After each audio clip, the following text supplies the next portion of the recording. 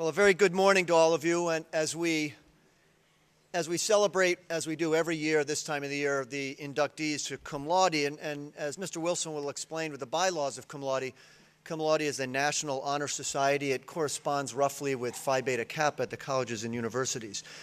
And so it's a day really where we recognize scholarship and what it is to be a student. And I thought about this after the remarks I gave on Tuesday, in which, as you recall, I mentioned that both my parents were college professors. And so they lived in what I termed the ideas economy, the economy where that which has value is ideas, and we exchange those. And they were both scholars of the highest order, and I'll share a quick profile of each of them as a way to frame what I think lifelong learning looks like, and frankly, what I hope all of you will become. That is, men and women who just simply love the world of ideas and love to learn throughout your lives. Both of my parents were scholars of the highest order. I've felt that I've never come close to equaling what they became and what they did in their lives, and they served as inspiration for me. And when I think of what scholarship looks like, when I think of a profile of a lifelong learner, when I think of all that you do, when I think of those we recognize today, I think of these two. My mother grew up in St. Paul, Minnesota. She was the youngest of three sisters. She was very bright, and as a girl, she threw herself into her schoolwork, and she did very well. She simply loved going to classes and loved learning, loved reading. She came east to Wellesley when she came to college, and then she earned a master's from Harvard. She labored for years to get her PhD from Columbia, even as she was working full-time. She helped raise the four of us children. And then for nearly 30 years, she was head of the teacher preparation program at Yale University. That is, she ran the program that trained teachers. And even in that time, she was a guest lecturer at Brown. She was an author of a book. She authored scores of articles. She served on a variety of school and civic boards. She traveled to mainland China countless times to train teachers there. And when she retired, and I say this with obvious pride, she was really one of the nation's prominent educational historians. When she was at Yale, she kept office hours that would shame anyone. She advised twice as many senior essays as anyone else on the faculty, and her office was a harbor. It was a place where hundreds of students would come in to cast anchor during the college stress, and there they'd get reprovisioned with hope and energy and faith. The table next to her desk had a box of Kleenex, had cookies and tea. The wall was covered with postcards that her graduates had sent from all the schools at which they were teaching. Students hung out for hours looking for personal advice, career counsel. They'd ask for advice on research papers that ran to 100 pages. When her teaching methods class had twice as many students as she could handle in a section, rather than lottery half of them out, which would have been the normal practice, she simply taught another section of it at no pay. It seemed as if she had this dream that she might single-handedly, she alone, might provide the nation with the kind of lifelong learners and teachers that every school, public and private, needed. And I often thought, this is what scholarship looks like to me. It is a really smart woman with passion for learning, driven to help our nation have great teachers. But it also looked like my father. When he was given a Lifetime Scholarly Achievement Award from the American Historical Association, he was described, and I quote, as the greatest historian of the Roman Empire alive today. If you read his Wikipedia entry, it adds, he remains a powerful voice for scholarly accuracy and lucidity. I think in some ways he was destined to become a professor. He was a brilliant student at Exeter and then Harvard, and then after jobs at University of Oregon and Brandeis, he came to Yale in 1967 when I was a boy. For many years, the chair of the department, he lectured, he led discussions, and he wrote a pile of books and journal articles. And even in the world of what's called publish or perish, where professors only maintain their jobs if they publish, what he did was staggering. I've lost count at something like 20-some books. He speaks or writes in varying degrees of fluency, German, Latin, Greek, French, Spanish, Italian, and I don't know other ones I may have forgotten. You can see why I was intimidated by my parents. I've never known anyone with such a daunting and massive intellect. When I was a boy, I used to wake up early on weekends. You probably remember those days.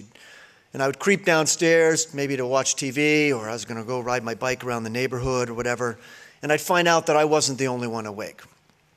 I often saw my father in a chair in the semi-darkness of the living room with one light over his shoulder, and he would be reading taking notes on yellow legal pad on a clipboard in this precise and elegant hand. Usually he was wearing a sensible, lumpy sweater, and he would sip tea.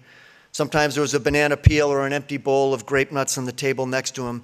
To this day, I have no idea how often he woke or how early he woke, but there was something monastic about his scholarship. His search for historical understanding was relentless, and I loved talking to him about ideas, and he treated my questions seriously. He treated me as if I had an adult mind, and he didn't let me off easily. I would ask, sometimes he's in the chair, me there. As a 10-year-old might, maybe clutching my bowl of Rice Krispies, I'd ask like a kid, "What you reading, Pop?" And then he'd answer, "Oh, it's an article by a Turkish author on religious conversion in the 4th and 5th centuries." Now, why do you suppose Romans maintained their pagan practices even as they began to convert to Christianity?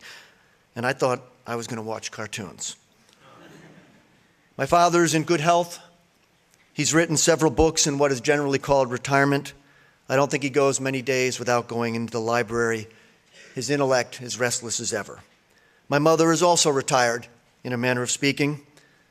She's a guide and an interpreter at the historic village of Deerfield, and she's a docent and guide at the Emily Dickinson House. She's still a historian. Piled high on the table near the fireplace are 10 or 20 books that she's currently reading. There was something beautiful and worthy and thrilling about scholarship, I learned from my mother and father. Truth and understanding were available to all of us, I saw, but you had to work hard and you had to get up early. Being a lifelong learner, I saw, was a noble ideal. And I just close in these remarks in reminding you that it's an ideal that all the faculty share here. I think if you asked a teacher at Taft, if you did nothing else but produce lifelong learners as a school, I think we would be tremendously proud. And so it's in that spirit and in the spirit of celebrating scholarship and lifelong learning that we gather today. And with that, I'll turn it over to John Wilson.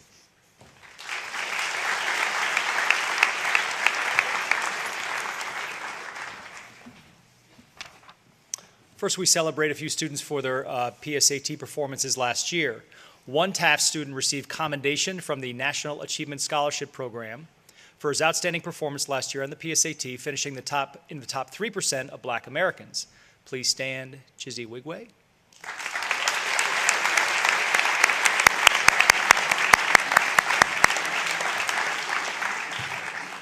And one student was a semifinalist in the National Achievement Scholarship Program, finishing in approximately the top 1% of Black Americans. Please stand, Jason Patterson.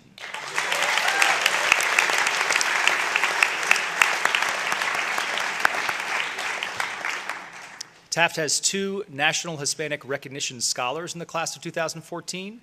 Please stand, Fernando Fernandez and Michelle Figueroa.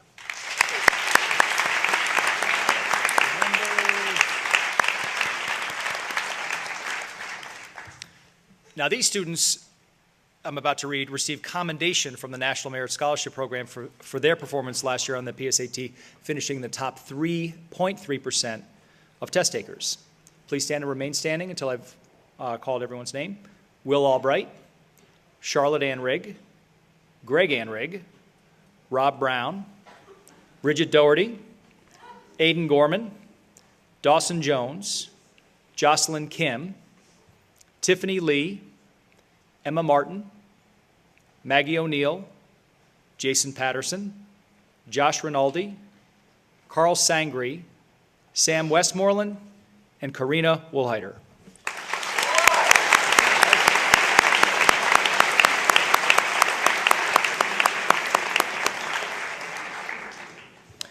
Two of those students were also semifinalists in the National Merit Scholarship Program, finishing in approximately the top 1% of all test takers, Charlotte Ann Rigg and Tiffany Lee.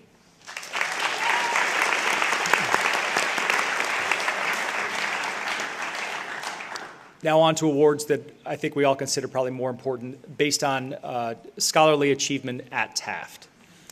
First, these were the ranking scholars for 2012-2013 academic year, with the highest unweighted averages in their classes.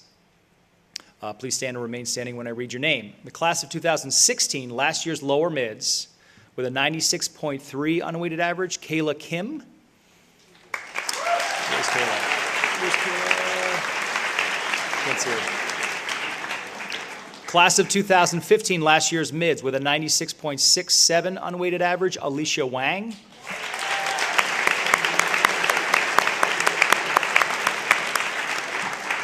And the class of 2014, last year's upper mids, this year's seniors with a 96.5 unweighted average, Ling Tang. Good job, guys.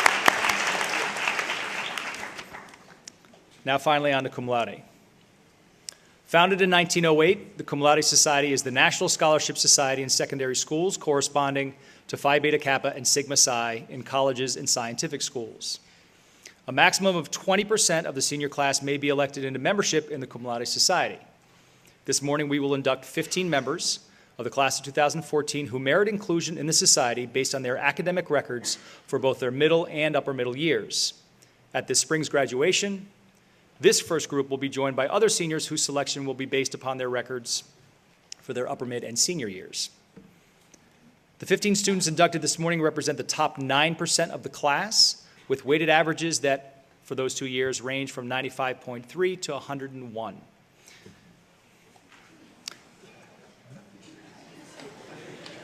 Pause to let that sink in. So will those being inducted please come forward when I call your name? Charlotte Louise Reed Anrig.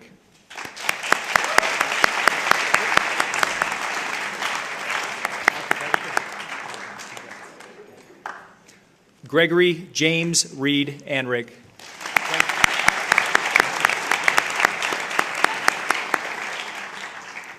Robert Morgan Brown.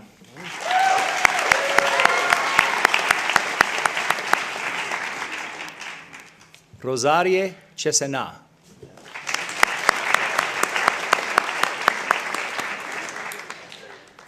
Bridget Ann Doherty.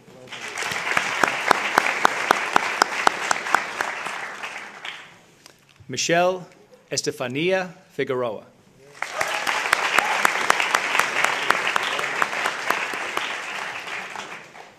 Caroline Marie Hennebree.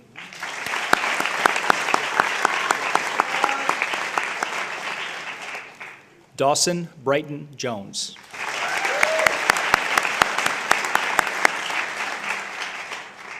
Rebecca Victoria Carabas.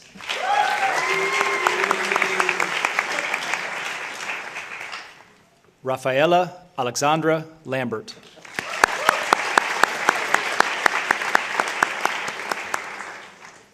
Tiffany Lee.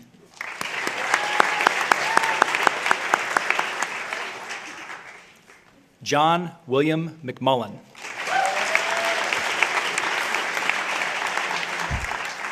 Didn't want to blow that one. Carl Vincent Sangri.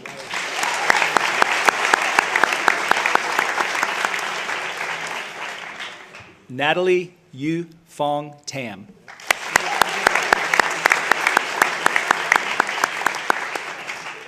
And Lin Hein Tang.